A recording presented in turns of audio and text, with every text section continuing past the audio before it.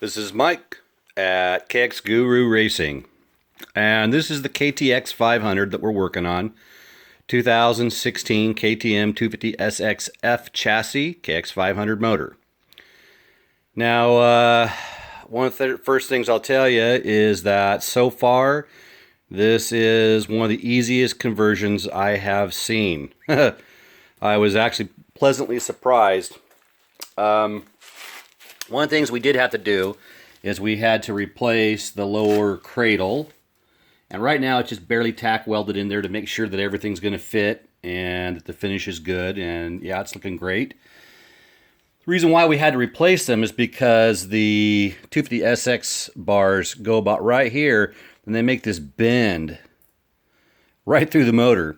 And so you could get the motor in there with a lot of fidgeting and cutting and re-welding of the tubes, but what I found, it was a lot easier thanks to Adam Miller from MRE. He says, grab a older KTM frame off a 450, and he says, just grab the bars off there. So that's exactly what I did. I just happened to have this old frame laying around, and actually, I gave it to Jason Tanner at JT Engine Works, and he's had it kicking around his backyard for a few years, and I just cut the basket or cradle right out of that thing, and then Jason and I whittled and fitted and whittled and fitted, and you know, these things just, everything's looking great.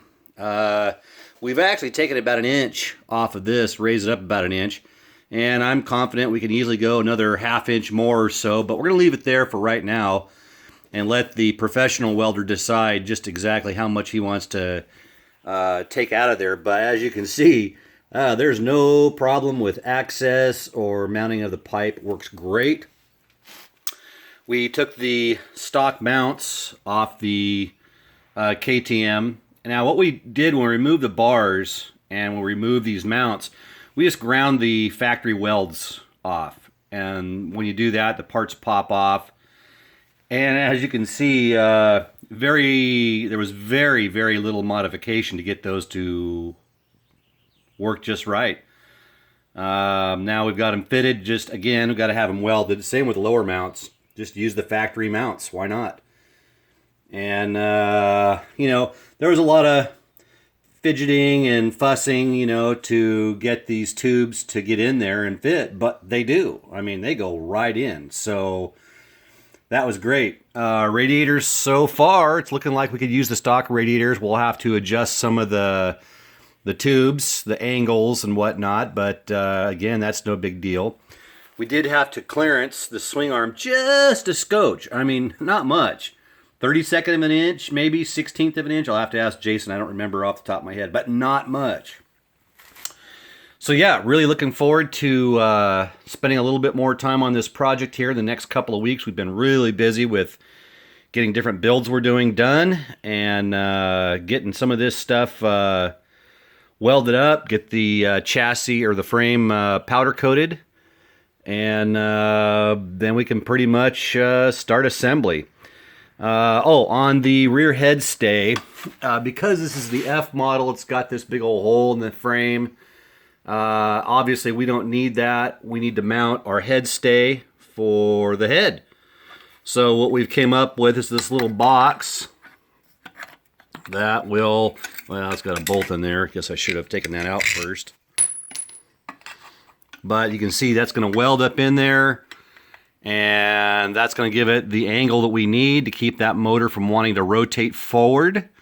As you come down off a jump, all the stress is basically transferred through the chassis off the swing arm pin and an arcing motion. So at whatever point you're trying to stop it from going forward, you need to keep the relative angle. There's other ways of doing it. That's the way I like to do it. If you want to do it another way, hey, cool. As long as it works and your frame don't split, consider it a success. The other cool thing is we are using these Honda, I believe these are 250F upper motor mounts. And with just a little cutting and drilling, you saw in that picture or that little section there that they're kind of offset. But what that does, I don't have the carburetor in there. It gives you plenty of clearance for where the carburetor is at. And then something else that Jason and I discovered was, you know, everyone has a problem with these conversions with the air boxes. And what we have here is a stock air box that came off the bike, 2016. But the boot, we are using off of a 98 KTM 380. Obviously two-stroke. And, and the amazing thing was, now, it does slip in there and it does fit. But, of course, I'm going to clean this up really good, and then I'm going to seal it when I put it on there. But, I mean, if you look inside, I mean, you wouldn't know from looking in at it that it didn't fit perfectly.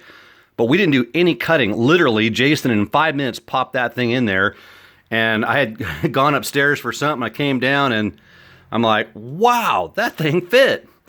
And the crazy thing is, which I will show in a later video, is just how well this thing bolted right up to the carburetor. No fussing, no adapter plates, just literally stick that in there, bolt it up, put the carburetor on, and it worked. Now I am going to be using a 10 mil reed spacer, but even if I wasn't, it would still fit, although it's like someone designed it for it. I couldn't have asked for better. So anyway, that's where we're at right now. More to come later.